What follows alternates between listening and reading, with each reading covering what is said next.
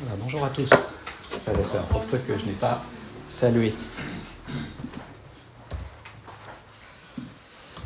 Alors, Matt, la semaine dernière, dans Esdras chapitre 9, nous a montré comment le peuple, en se plaçant de manière prolongée sous la parole de Dieu, avait bénéficié quelque part d'un renouvellement intérieur.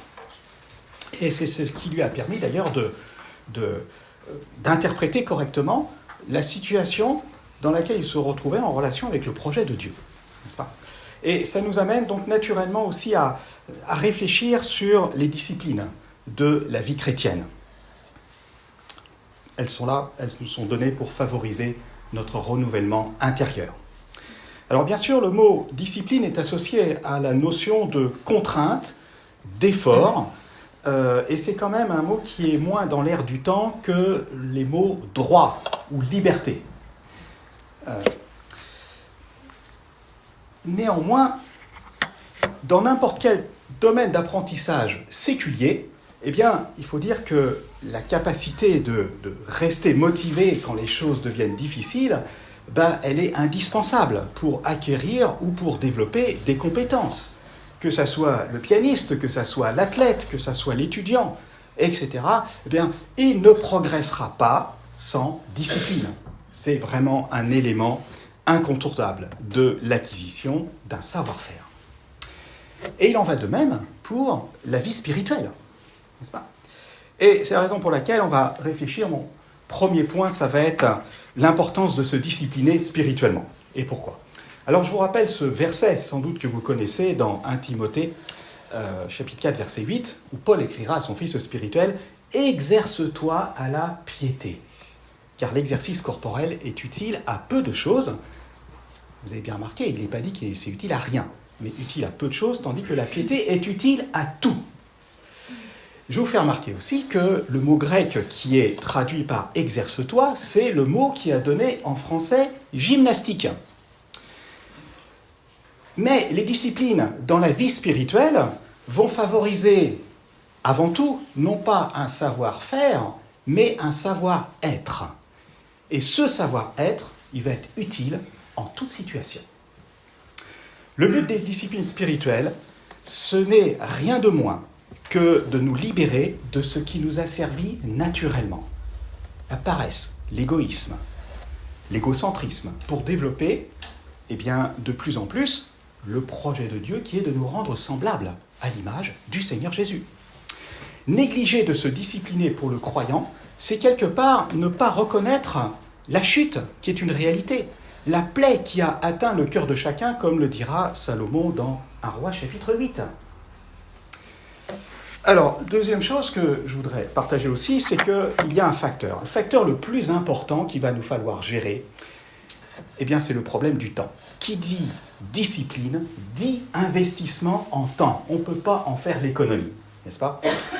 La question de la gestion des priorités va se poser pour chacun d'entre nous parce que la vie nous offre finalement beaucoup de choses à faire, à voir et à expérimenter. Et on ne peut pas tout faire. Il va falloir forcément à un moment donné prioriser parce que nos journées, pour les uns pour les autres, n'ont que 24 heures. Et elles sont limitées, n'est-ce pas ?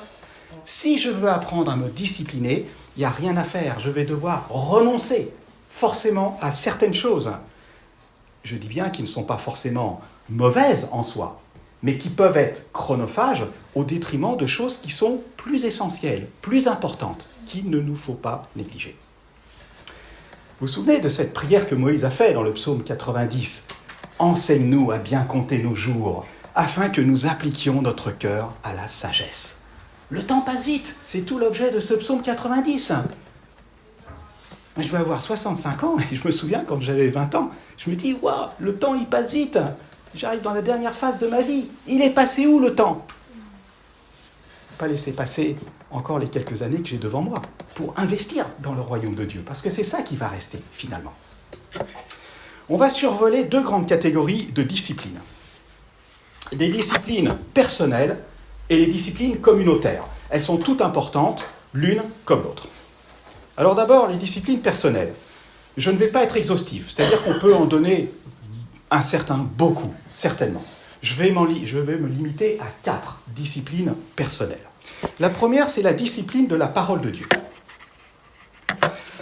Dans un sondage très récent de l'IFOP, il n'y a que, nous dit ce sondage, que 39% des chrétiens évangéliques qui lisent la Bible au moins une fois par semaine.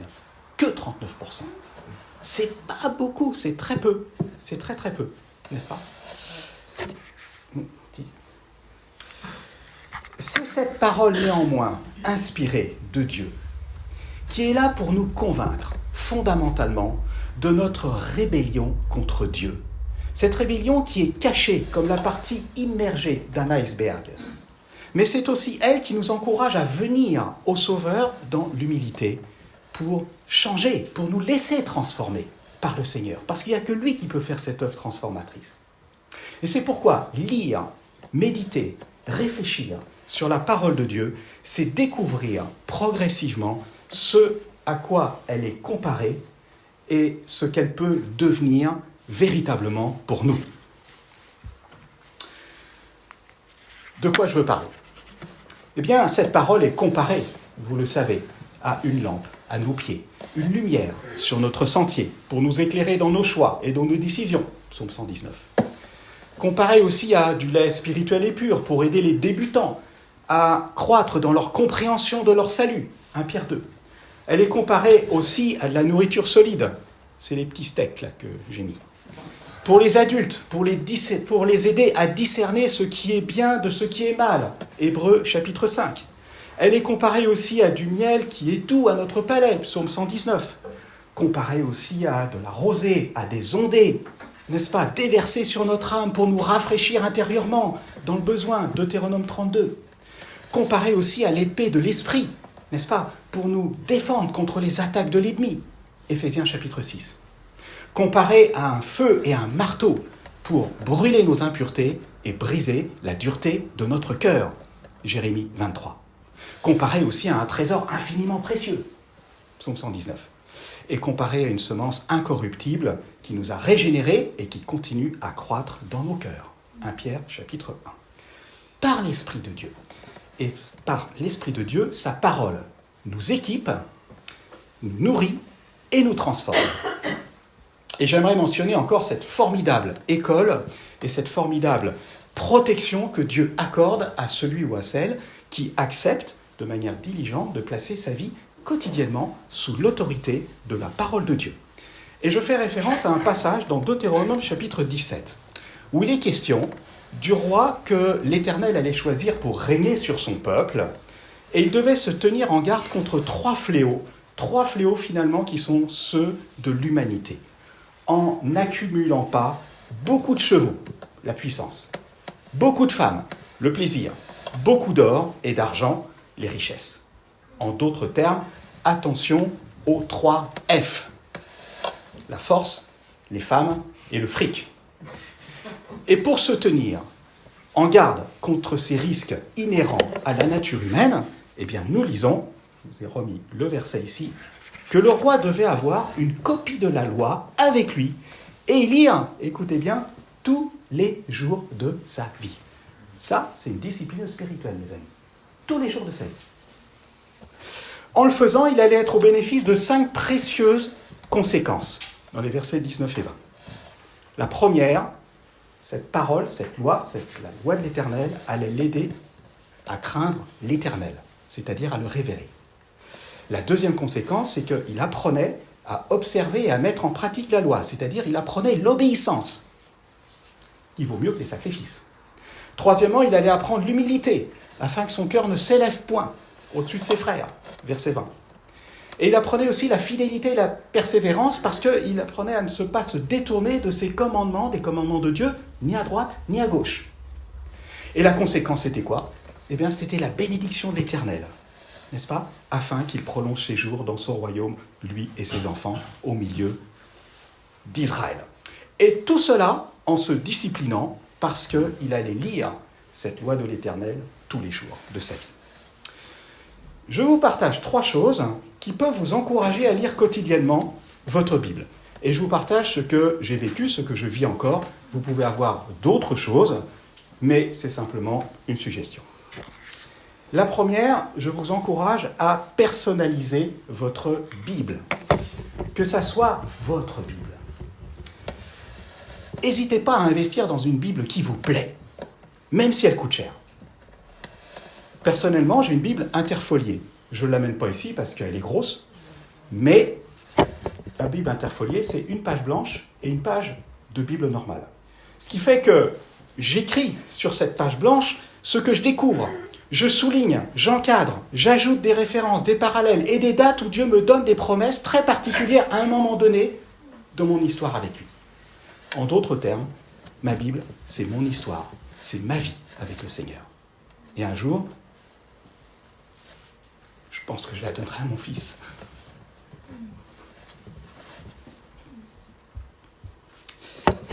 Alors, la deuxième chose, soyez réguliers.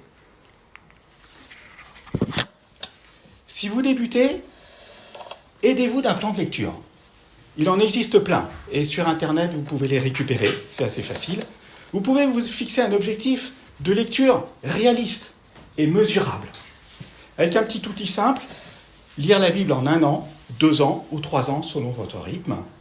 Personnellement, je pense que c'est bien qu'un chrétien lise la parole de Dieu tous les ans, mais chacun adapte selon son rythme. La troisième chose, c'est que je ne saurais trop vous encourager à mémoriser certains passages des Écritures, des psaumes qui vous encouragent. Et ici, je vous présente des petites cartes qui sont la méthode des navigateurs, qui est une excellente chose pour commencer. Et ceux qui veulent plus de renseignements sur cette méthode, vous allez voir Joseph, qui l'a faite et qui a passé le test avec succès. Et maintenant, j'aimerais laisser la parole à Anastasia pour qu'elle nous partage aussi un certain nombre de choses sur son expérience de la parole de Dieu. À toi, Anastasia. Bonjour. Alors, oui. Je souhaite vous partager comment je lis ma Bible quotidiennement. Je voudrais d'abord vous poser quelques questions.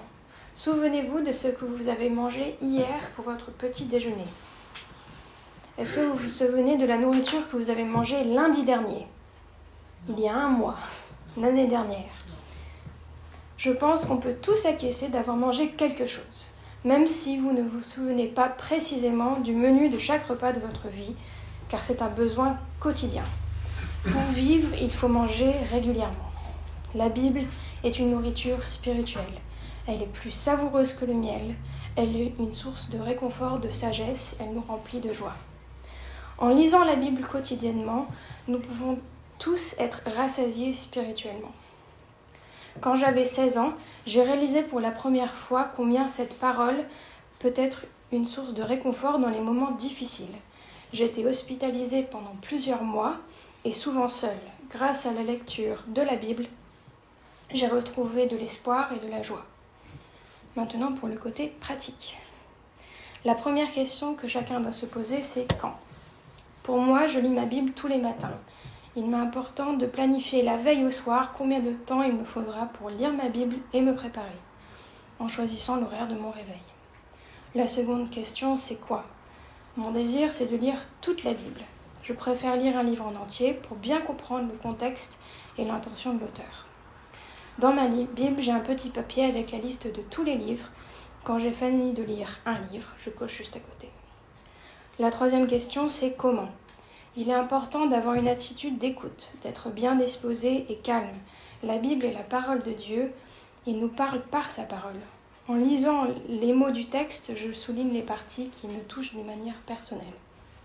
Je finis ce temps par la prière. Je crois que cet effort de lire la parole, cet effort fidèle de lire la parole quotidiennement est une forme d'obéissance à Dieu. Chaque matin, je reconnais humblement mon besoin d'être à son écoute et de le connaître. Voilà. Amen.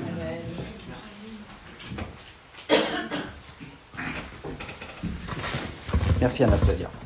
Super. Chaque matin, je reconnais en lisant la Bible que c'est une expression que j'ai besoin de Dieu, quoi finalement. T'es dans le mille. Absolument. Amen. Alors, on va passer maintenant à la discipline de la prière. Discipline de la prière. Je dirais que c'est une discipline qui est spirituelle, qui est étroitement liée à la parole de Dieu, à la méditation des Écritures. La meilleure manière, mes amis, d'apprendre à prier, eh bien, c'est de le faire avec la parole de Dieu quand vous lisez. Parce que écouter, c'est le prélude, finalement, essentiel à toute prière. Je vous rappelle ce verset dans Proverbes chapitre 28, verset 9. « Si quelqu'un détourne l'oreille pour ne pas écouter la loi, écoutez bien, sa prière même est une abomination. » Waouh! C'est sévère. Ça veut dire que je dois apprendre à écouter Dieu avant de m'exprimer à lui. Dieu a parlé dans sa parole, nous l'écoutons et nous répondons par la prière à ce que Dieu nous dit. C'est ça l'essence même de la prière. En lisant, c'est une bonne chose, et je vous encourage à le faire, à initier un dialogue avec Dieu quand vous lisez, parce que ce dialogue se transforme très rapidement, tout simplement, en prière. Le texte biblique nourrit notre prière. Quand nous soulevons des questions, par exemple, quels sont les attributs de Dieu que ce texte révèle? Ça nous amène à la louange, à l'adoration. Comment j'ai expérimenté ces attributs, par exemple, dans ma vie? Ça nous amène à la reconnaissance. Quel péché le texte dénonce-t-il dans ce texte? Ça nous amène à la confession, à la repentance. Et puis, c'est quoi les bons et les mauvais exemples que le texte soulève? Ça nous amène à des requêtes, soit pour nous, soit pour les autres. Deuxième chose, l'Écriture nous encourage aussi à mettre à part dans notre journée un temps, si possible toujours le même, pour prier. Et l'avantage de cette régularité, c'est que cela devienne une habitude. Et quand il y a habitude, mes amis, il n'y a plus besoin de faire d'efforts, parce que c'est normal. Vous ne faites pas d'efforts pour vous laver les dents le matin. Eh bien, vous ne ferez pas d'efforts non plus pour prier si c'est dans un contexte déterminé, d'une habitude de vie.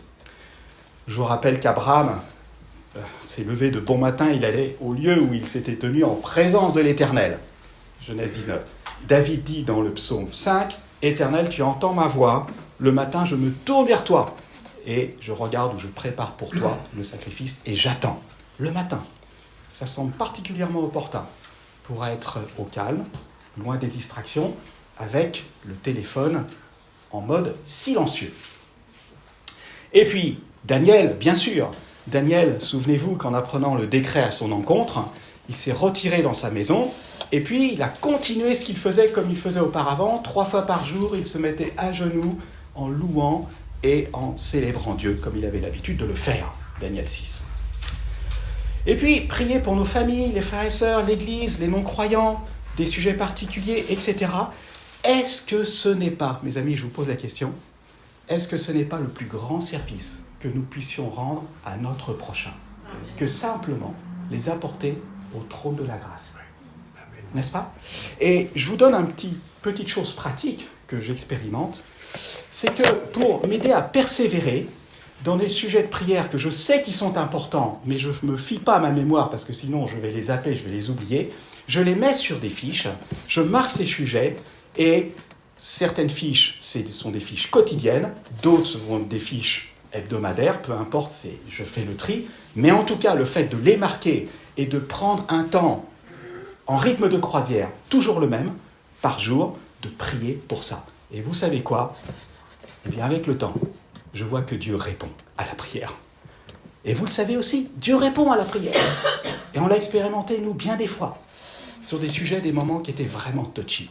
Dieu répond à la prière. Et si on est en couple, eh bien, prier ensemble, c'est pas optionnel. C'est pas optionnel parce que l'Écriture considère que ça va de soi. Je vous cite juste un verset pour ça, 1 Pierre 3,7, où il est dit que les maris doivent honorer leurs femmes, afin, écoutez bien, que rien ne vienne faire obstacle à vos prières.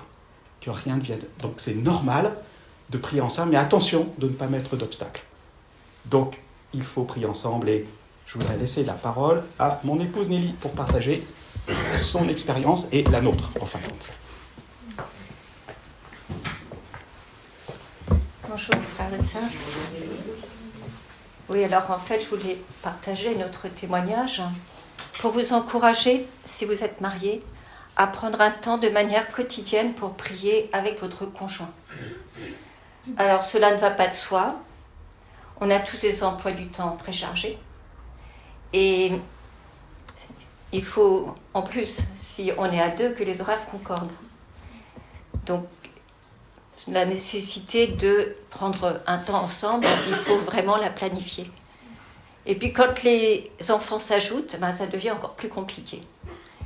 Donc, au début de notre mariage, nous avions compris que la prière ensemble était importante et nécessaire, car il y a toutes sortes de choses pour lesquelles nous devons prier.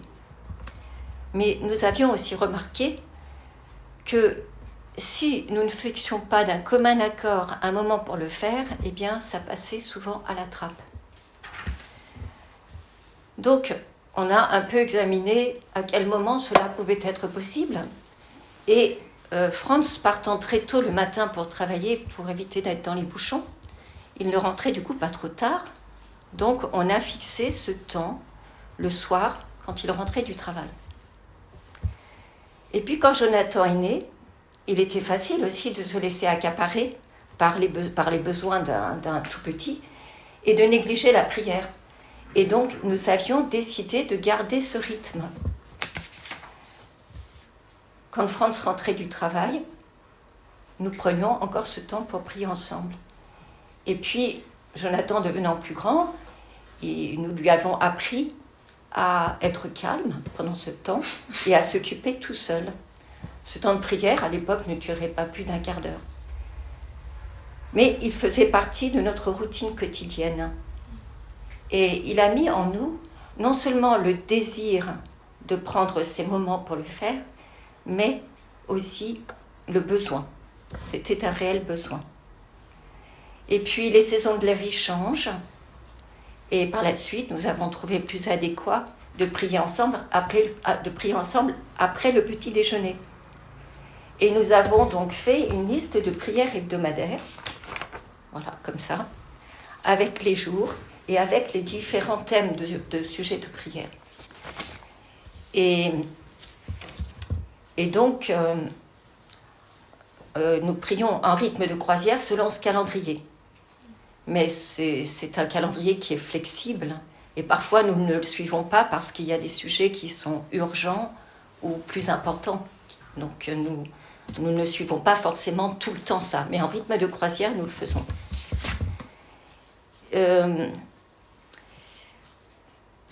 Voilà ce que je voulais un peu partager. Donc en tout cas, je vous encourage, même de manière personnelle, à avoir un calendrier de prière, ou comme Franz l'a dit, des fiches de prière. Et puis, simplement être réaliste. Et selon votre emploi du temps, selon aussi si vous avez, parce que je parle pour les familles, donc si vous avez des enfants, etc., il faut être réaliste et commencer par peu de temps, peut-être 5 minutes, vous augmentez à 10 minutes. L'essentiel, c'est simplement d'avoir ce temps régulier et de l'intégrer dans votre routine quotidienne pour pouvoir persévérer dans la prière ensemble. Voilà, merci.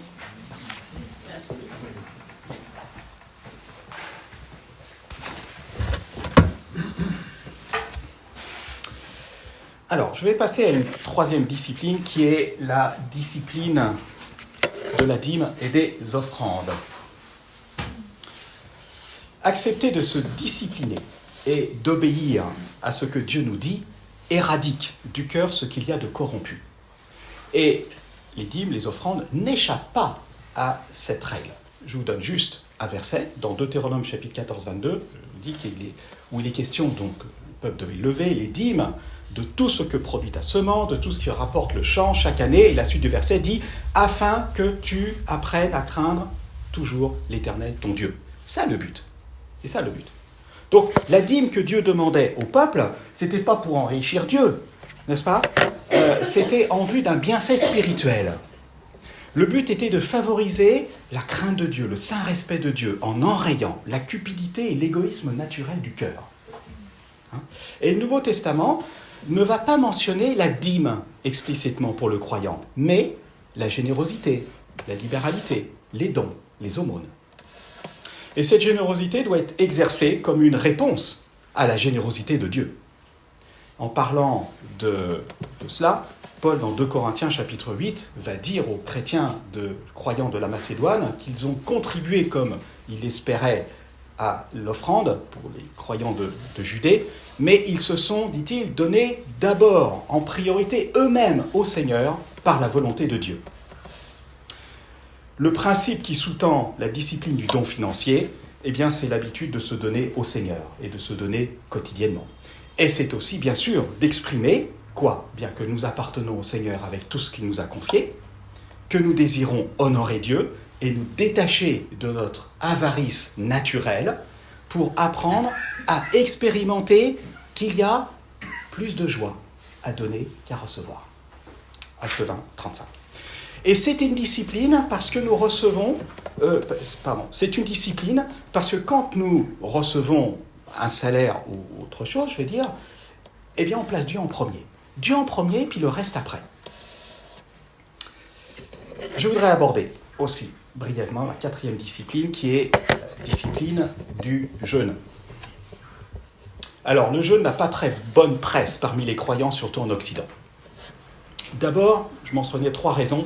D'abord, sans doute à cause de pratiques ascétiques excessives au temps du Moyen-Âge. Et ça, il faut le mentionner. La deuxième chose, parce que dans notre société d'abondance, eh bien, jeûner représente sans doute un sacrifice plus grand que celui de donner ou de prier. Et peut-être une 3e raison que j'aimerais mentionner, qui n'est pas des moindres, c'est que le jeûne apparaît hors propos, hors cadre dans notre société, surtout quand d'éminents théologiens disent que ça ne sert à pas grand-chose et que le jeûne n'apparaît pas dans les épîtres, disent-ils. Ce avec quoi je ne suis pas tout à fait d'accord.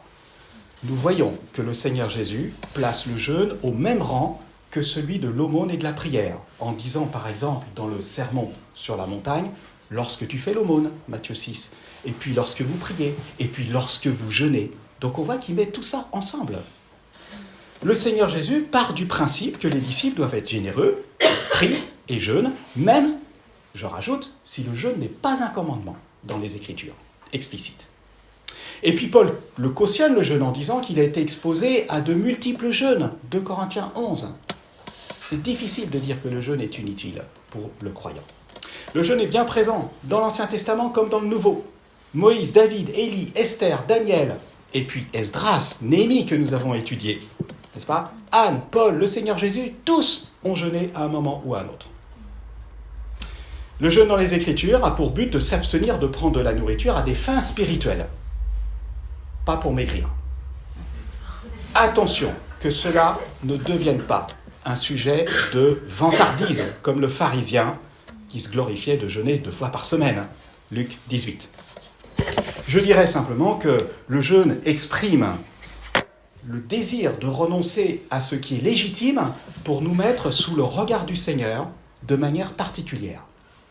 Et je voudrais juste dire ici que renoncer à ce qui est légitime à un moment donné nous aide à renoncer à ce qui est illégitime à d'autres moments. Réfléchissez à ça, frères et sœurs. Dans la plupart des cas, c'est une affaire privée, mais le jeûne peut être pratiqué en communauté. Et c'est ce que nous voyons dans les Écritures pour des raisons spéciales. On a rencontré ce jeûne dans la période d'Esdras et on l'a vu aussi avec Néhémie à plusieurs reprises. Alors, il peut être complet, on s'abstient de toute nourriture, ou il peut être partiel aussi. On peut jeûner sur un certain nombre de choses. Par exemple, Daniel, je vous cite juste un verset, Daniel 10, verset 3, où il dit que je ne mangeais aucun mets délicat et il n'entra ni viande ni vin dans ma bouche. C'est-à-dire qu'il ne mangeait pas. Ça ne veut pas dire qu'il ne mangeait pas du tout. Mais au moins, ces petites choses délicates qui étaient bonnes, c'était non pour un temps, tout simplement. Disons-le, il n'y a pas de commandement biblique qui ordonne de jeûner régulièrement. Mais jeûner quand même nous rappelle que l'homme ne vivra pas de pain seulement, mais de toute parole qui sort de la bouche de Dieu. La discipline du jeûne peut bien sûr s'étendre sur d'autres domaines de nos vies que celui de la nourriture physique, en relation avec ce que l'on peut considérer comme légitime, mais qui peut finir par nous asservir. Et je connais certains croyants qui ont décidé d'appliquer le jeûne en relation avec leur compte sur les réseaux sociaux, parce que ça devenait tellement chronophage pour eux et compliqué qu'ils ont dit pour un temps c'est niette, j'arrête ça. Il y en a d'autres qui l'ont fait avec leur téléphone portable. Donc vous pouvez élargir cette notion de jeûne à certains éléments, certaines pratiques de vos vies qui deviennent des idoles, quelque part. L'idée, c'est simplement de le faire pour honorer Dieu et pour se recentrer sur Dieu. Parce que naturellement, notre nature nous entraîne loin de Dieu. Alors, on va passer maintenant aux disciplines communautaires. Plus rapidement, le livre des Actes en mentionne 4 en relation avec les premiers croyants. Vous vous souvenez de ce verset de Acte 2, 42, où il est dit que les premiers croyants persévéraient donc dans 4 choses: l'enseignement des apôtres, c'est la parole de Dieu, dans la communion fraternelle, dans la fraction du pain, c'est le moment d'adoration, et dans les prières. Alors, s'ils persévéraient, ça veut dire qu'ils se disciplinaient. Ils se disciplinaient pour rester engagés dans ces activités. Et je regroupe donc l'enseignement de la parole de Dieu et la fraction du pain, puisque nous, le dimanche, on le fait ensemble. N'est-ce pas ? Un mot sur le culte d'adoration. C'est une discipline communautaire. Pourquoi ?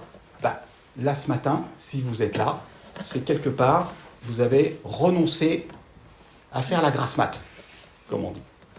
On renonce au confort de chez nous pour rejoindre la communauté des croyants, à laquelle nous sommes liés tous les dimanches. Et même s'il y a des désaccords au sein de l'Église, ou des choses sur lesquelles, des choses qui pourraient aller mieux, en tout cas, on est tous d'accord sur le fait que notre Seigneur mérite la louange, l'adoration, la reconnaissance et qu'on a besoin d'entendre la parole de Dieu. Ne serait-ce qu'à cause de ça, j'y vais quand même. Et je veux honorer Dieu parce que je sais que ma place, elle est là. C'est ce que le Seigneur veut. Ça fait partie d'une discipline communautaire. Ce qui compte, c'est de persévérer à vouloir répondre à l'initiative divine. Et c'est ce que nous faisons corporativement, mes amis. Dieu a parlé, nous répondons à son initiative, en nous retrouvant ensemble et en offrant et en annonçant ensemble les vertus de celui qui nous a appelés des ténèbres à son admirable lumière. Et on est là pour dire ensemble « Merci Seigneur », que j'aille bien, que j'aille pas bien, qu'il y ait quelque chose qui me froisse ou qui ne me froisse pas. Peu importe, qu'il pleuve, qu'il neige ou qu'il fasse beau, je viens dire « Merci Seigneur » avec mes frères et sœurs, parce que je sais que c'est la volonté de Dieu, n'est-ce pas ? Hop, non, excusez-moi. Je peux revenir en arrière. Ah ouais, je peux le faire ? D'accord, merci. La prière communautaire. La très grande majorité des prières que nous avons dans le Nouveau Testament sont des prières communautaires, à commencer par le Notre Père. C'est ensemble que nous disons Notre Père qui est aux cieux, n'est-ce pas ? Et il est indéniable que le Seigneur veut que son peuple prie. Parce qu'il a clairement fait cette promesse, là où 2 ou 3 sont assemblés en mon nom, je suis au milieu d'eux. C'est particulièrement ensemble que nous sommes le temple de Dieu et que la communion de son esprit est possible entre nous par la prière. Mais prendre du temps régulièrement pour prier ensemble nécessite certainement de surmonter des obstacles de notre négligence et de notre paresse naturelle, de notre mécontentement aussi. Mais cela est salutaire pour nous, frères et sœurs. C'est salutaire pour nous. Nous sommes le temple du Dieu vivant, dit l'Écriture. J'habiterai et je marcherai au milieu d'eux, je serai leur Dieu, et ils seront mon peuple. 2 Corinthiens, chapitre 6. Et puis, 3e discipline communautaire, la communion fraternelle. Alors, le persévérer dans l'amour fraternel de Hébreux 13, verset 1. Le supportez-vous les uns les autres de Colossiens 3. Le n'abandonnons pas notre assemblée de Hébreux 10. Sous-entendre la régularité et sous-entendre que la communion fraternelle n'est pas toujours facile, loin s'en faut. Être présent avec nos frères et sœurs, dans les bons comme dans les mauvais jours, fait partie de notre formation. Et c'est dans le contexte communautaire fragile, avec nos natures telles que nous sommes, que nous apprenons à quoi ? À nous revêtir, frères et sœurs, de sentiments de compassion, de bonté, d'humilité, de douceur, de patience. Colossiens 3, 12.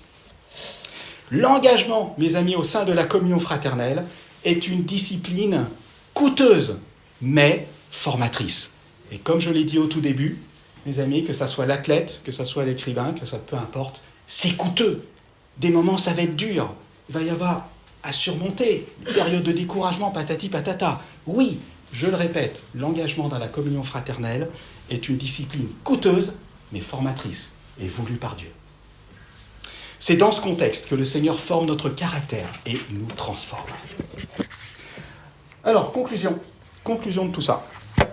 Les disciplines spirituelles sont avant tout des lois structurantes pour notre vie.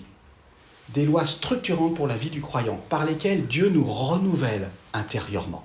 Si lui a choisi cette manière de faire, qui sommes-nous pour dire « j'ai une meilleure voie » ? Les disciplines spirituelles, répondre aux disciplines spirituelles, les mettre en œuvre, c'est notre réponse à « choisis la vie afin que tu vives toi et ta postérité » dans Deutéronome chapitre 30. Nous choisissons la vie, frères et sœurs, en faisant ça. Les disciplines spirituelles ne sont pas un moyen de faire pression sur Dieu pour obtenir quelque chose de la part de Dieu, mais ce sont des moyens de mettre en œuvre notre salut. Ce sont des moyens de se l'approprier, de recevoir la grâce que Dieu nous a déjà donnée en Jésus-Christ. Et c'est le moyen de grandir dans notre relation avec Dieu et les uns avec les autres, mes amis, parce que l'un va avec l'autre. S'y engager, c'est donner la main d'association à Dieu pour nous transformer à l'image du Seigneur Jésus. Prions. Merci Seigneur pour tout ce que tu mets devant nous et merci parce que tu es un bon maître d'école qui nous place les uns et les autres dans la meilleure école qui soit pour nous apprendre, nous enseigner, nous transformer. Merci pour la parole de Dieu. Merci pour le moyen de la prière. Merci pour la communion fraternelle. Merci pour toutes ces choses, Seigneur. Ce sont des cadeaux que tu nous fais. On veut apprendre à vivre et à mettre en pratique tout cela pour ta gloire, pour que, ensemble, d'une seule bouche, nous puissions dire « Jésus est Seigneur » et il mérite la reconnaissance, l'adoration et la louange pour l'éternité. C'est au nom de Jésus que nous prions. Amen. Amen.